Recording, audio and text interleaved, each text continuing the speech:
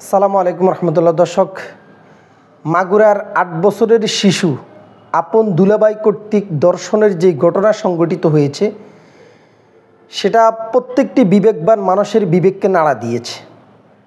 কতটা হৃদয় বিদারক, কতটা লোমহর্ষকর ঘটনা ছিল সেটার বিস্তারিত বিবরণ যদি আমরা শুনি আমাদের বিবেকবোধ সত্যি নিস্তব্ধ হয়ে যাবে। দর্শক, ৮ বছরের এই শিশুটি মূলত তার রমজান কেন্দ্রিক প্রতিষ্ঠান বন্ধ থাকায় তার বোনের বাড়িতে সে বেড়াতে যায়। এই বোনের বাড়িতে বেড়াতে যাওয়ার পরে তার বোন আপন ভগ্নিপতি বোনের জামাইয়ের কাছে মেয়েটিকে রেখে তিনি বাহিরে কোথাও কোনো কাজে চলে গিয়েছেন। মেয়েটি মূলত তার কক্ষের মধ্যে শয়ন অবস্থায় ছিল, শোয়া অবস্থায় ছিল, তার দুলাভাই পাশেই ছিল।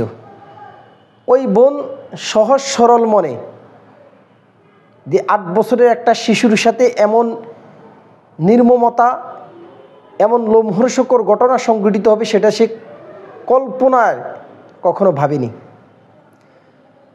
তার আপন বোনের জামাই এই ঘাতক এই ৮ বছরের শিশুকে এমন নির্মমতার সাথে দর্শন করার চেষ্টা করেছে যেটা সত্যিই বিবেকবান মানুষের বিবেককে নাড়া দিবে। মেয়েটির যৌনাঙ্গ ছোট হওয়ার কারণে বেলেট দ্বারা কেটে তাকে দর্শন করার চেষ্টা করেছে। তার বোন বাহির থেকে এসে যখন ঘরের বাতি বন্ধ দেখলেন, অন্ধকার দেখলেন, তিনি বাতি জ্বালিয়ে দেখলেন তার বোন এক কর্নারে নিস্তব্ধ হয়ে বসে আছে। তিনি বুঝে উঠতে পারেন নাই যে কতটা অমানবিক কাজ তার বোনের সাথে সংঘটিত হয়েছে।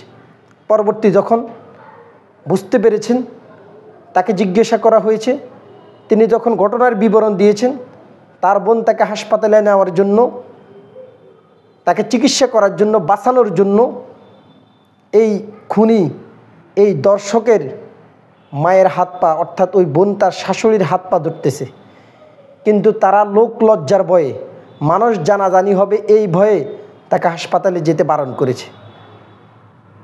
এতক্ষণে ওই মেয়েটির প্রচুর পরিমাণ রক্তক্ষরণ হচ্ছে, ওই মেয়েটি ধীরে ধীরে মৃত্যুর কোলে ঢলে পড়ছে। ঘটনা বেগতিক দেখে তার শাশুড়ি তাকে হাসপাতালে নিয়ে যাওয়ার নির্দেশ দিয়েছেন। সে যখন তাকে হাসপাতালে নিয়ে গিয়েছেন, তার শাশুড়ি হাসপাতাল থেকে পালিয়ে গিয়েছে। ইতিমধ্যেই এলাকায় এই ঘটনা জানাজানি হয়ে গেছে।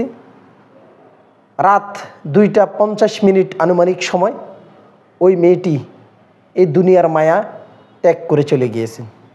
নির্বিকার এই সমাজ ধিক্কার দিয়ে গেছেন এই সমাজ ব্যবস্থার প্রতি। আমরা